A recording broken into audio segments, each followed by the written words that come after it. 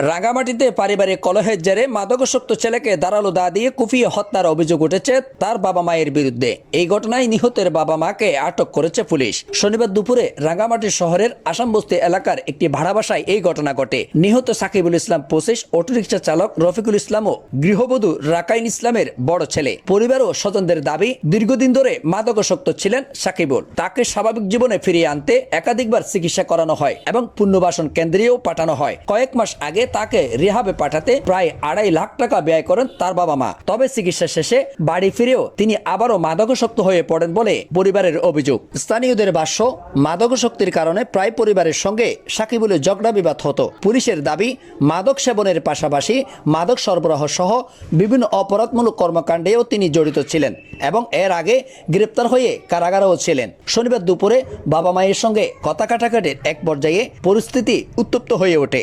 অভিযোগ রয়েছে, তখন তার মা ধারালো দা দিয়ে সাকিবুলের ঘাড়ে কোপ দেন। এতে তিনি গুরুতর আহত হন এবং অতিরিক্ত রক্তক্ষরণ শুরু হয়। পরে স্থানীয়রা তাকে উদ্ধার করে রাঙ্গামাটি জেনারেল হাসপাতালে নিয়ে গেলে চিকিৎসক তাকে মৃত ঘোষণা করেন। হাসপাতালের কর্তব্যরত চিকিৎসক জানান, হাসপাতালে আনার আগেই অতিরিক্ত রক্তক্ষরণ হওয়ায় তার শরীরে বিভিন্ন অঙ্গে রক্ত সঞ্চালন কমে যায়, যা মৃত্যুর কারণ হয়ে থাকতে পারে। রাঙ্গামাটি কোতোয়ালি থানার ভারপ্রাপ্ত কর্মকর্তা জসিমউদ্দিন জানান, ঘটনার পরপরই পুলিশ ঘটনাস্থলে গিয়ে নিহতের বাবা মাকে আটক করেছে। এই ঘটনায় আইনগত প্রক্রিয়া চলমান রয়েছে এবং মৃত্যুর প্রকৃত কারণ ও ঘটনার বিস্তারিত জানতে তদন্ত অব্যাহত আছে। দীর্ঘদিনের পারিবারিক অশান্তি ও মাদকাসক্তিকে কেন্দ্র করে ঘটে যাওয়া এই ঘটনায় রাঙ্গামাটি শহরে ব্যাপক চাঞ্চল্যের সৃষ্টি হয়েছে। আমার স্বামী সমান জায়গায় অনেক এটা করেছে, আমারও করার না।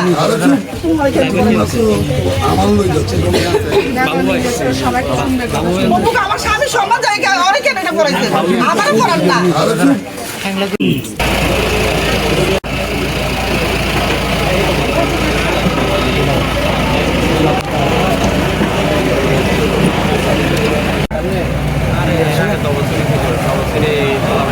না সালুদার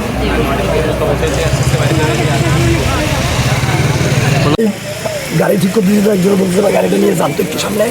পরে গেলাম, যাওয়ার পরে দেখতে দেখতে গলা থেকে বেড়াতে বেড়াচ্ছে। তো বলতেছে, ভাই আমরা বাঁচান, কেউ ধরতেছে না। লাস্টে আমি একটা নিজে গাড়ি করতে নিয়ে আসি গেছি। আপনার নাম কি? মোহাম্মদ সাইফুল ইসলাম।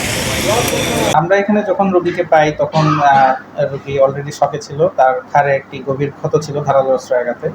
তো সেখান থেকে প্রচুর রক্তপাত হয়েছে এখানে আনতে আনতে। তো আমরা এখানে আসার পরে রোগীর রক্তপাত বন্ধ করার চেষ্টা করি এবং যেটুকু রক্তপাত হয়েছে সেটুকু রিপ্লেস করার চেষ্টা করি স্যালাইনের মাধ্যমে।